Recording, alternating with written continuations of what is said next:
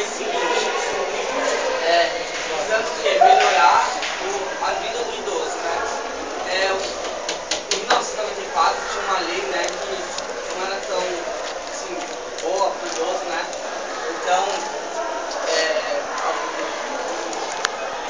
alguns pontos tem a saúde, que o idoso tem preferência, né, na saúde, no Sistema Único de Saúde, no SUS, na parte da segurança, né, nenhum idoso pode ser objeto de negligência, de obsessão, transporte público. O idoso, o transporte público tem que ter 10% de vagas para o idoso com aviso impeditivo.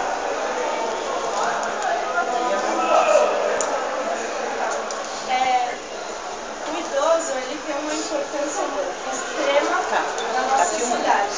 Por quê? Porque ele é a nossa cultura viva, dos nossos antepassados. E,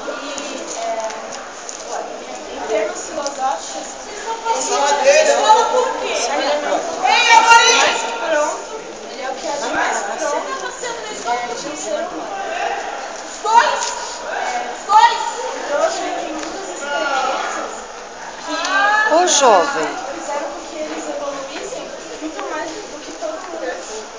E se você parar para conversar com um idoso, você vai perceber que as concepções e percepções são diferentes. E assim, muita gente trata o idoso como indiferente. Ele sofre uma exclusão social. Porque muitas vezes o idoso ele tem dificuldade para falar, para ouvir, para se locomover. E as pessoas não têm paciência com isso. Tanto é que as famílias abandonam ele